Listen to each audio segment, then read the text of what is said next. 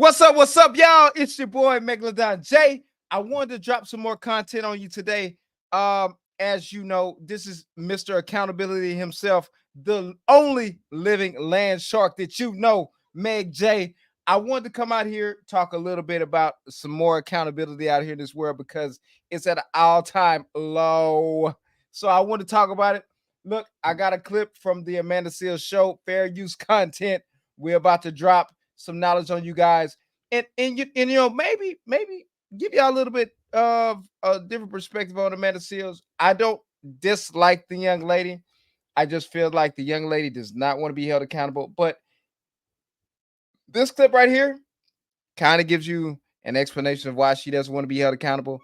And we're gonna go through it. I just want to do a quick reaction to this because I thought it was very interesting. I did watch the Club Shay Shay interview. I have mixed emotions on that. I don't want to talk about, exactly how I feel about it because it's kind of hit or miss. But she does break down in this little clip here, and I really want y'all to listen to it. So what we're gonna do, we're gonna get into it.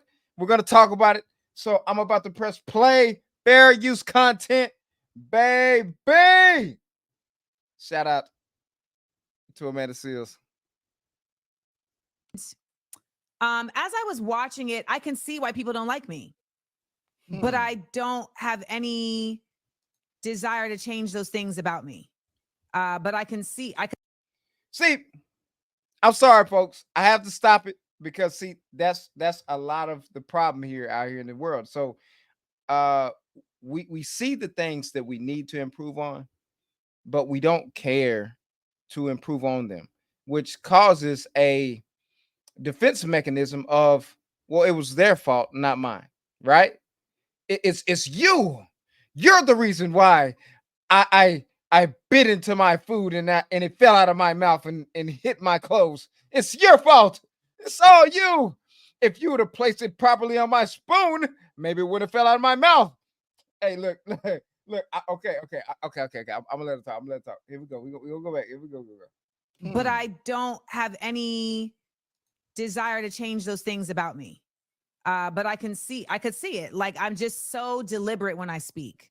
I'm so deliberate and I'm so unwavering.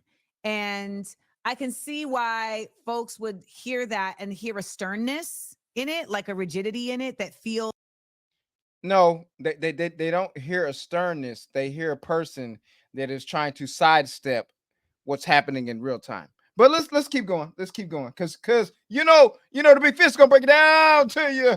like someone being scolded. Okay. So like I talk like a cop, but I also talk like a teacher that wants you to learn. Like I talk like a parent, but then I also talk like a coach. And see, this is another problem with these types of "it was your fault, not me" people. They're always trying to teach somebody and they haven't learned themselves. How can you teach somebody how to have structure and be peaceful and be complete when you're pure chaos inside? Stop trying to teach people and teach yourself first. Okay, here we go. We're going to keep going. We're going to keep going. That really cares about you winning the game. And it ends up being perspective on how you receive that. And Is it perspective? They're always trying to make you receive something that they don't even understand. But let's keep going. while I was watching it, I had to do my own work to not let the negative thoughts that are always kind of just fluttering around in my head, waiting to get, caught onto. Because you already know that you said some foolishness and then you blamed a whole bunch of people. And when they do edits on shows like that, they're trying to make you look like you they're trying to fix it up to where you're in the best light. But the way you processed it is they made me look bad. Look, Amanda, look, I want to tell you, I don't know if a lot of you all know who Myron Roll is. A lot of the reasons why they don't like Amanda Seals is they don't like what she attempted to do to Myron Roll. And I'm not going to tell you the details of it, allegedly, what happened with those two. But what I will say is a lot of times people don't want to take accountability for the things that they do to other people's names. And then when it comes back tenfold on their name, they have a whole issue. But we're going to keep going. Had to really let that go and lean into the uniqueness of like what I just described, like the different perspectives. Because I think if all of us step back and watch ourselves, we will have critiques about ourselves. It's fascinating though, because now that point there, I do agree with. I think if you've never been in a setting, an interview setting, and you've never played back you speaking, which I do quite frequently, so I understand exactly what she's saying. But again, she's trying to sidestep the accountability piece of it because she's like, well, these people that are critiquing me have never been in my position. That's basically what she just said. But let's keep going. Majority of the people who would ever critique me, like they've never been interviewed and had to watch themselves, right? Or they've never that's a fact. That's a fact. They've never been in a situation where they had. But see, this is the biggest piece of it right here. I'm gonna go all the way back to the beginning because this is the most important part of why people feel the need to not hold themselves accountable. But let's go. Let's just run it up, baby. Let's talk about it. As I was watching it, I can see why people don't like me, but I don't have any desire to change those things about me. But I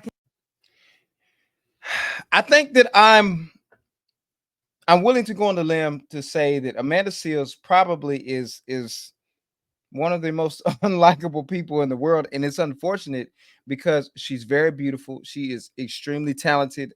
I love her work, but it's their fault, not mine thing. And there's a lot of people out there like that. See, once you start taking accountability for you walking into a room, you saying rude stuff to people, and then them responding back to the feedback of the rudeness that you presented yourself, poor decorum. And it's one of those things where you have to fully process it. She's not processing it in its entirety. She's processing it as if, well, I can see why people don't like this, but why should I have to change to those peasants? They're beneath me. That's kind of how it comes off. Now, whether she meant it like that or not, that's something completely different, but that's how it comes off. And so you have to really, really genuinely sit yourself down and say, hey, where can I get better? But like she said, she doesn't have the desire to do that. So I just wanted to give a brief cut up of this because I thought it was very interesting because she's always talking about how people don't like her, but this is why they don't like her. She's probably she has probably surpassed Kanye West as the most unlikable person, and that is incredible. You know what I'm saying? Such a beautiful talent. It's a sad thing to see. Shout out to everybody out here, supporters, man. I appreciate everybody reaching out, commenting, sending me messages on Instagram, stuff like that. I appreciate you, man. It's going down out here, man. I'm gonna be touching bases with you. It's the Big Fish, the biggest land shark, the only land shark that you know. I'm gonna get back with you. We'll holler at you later.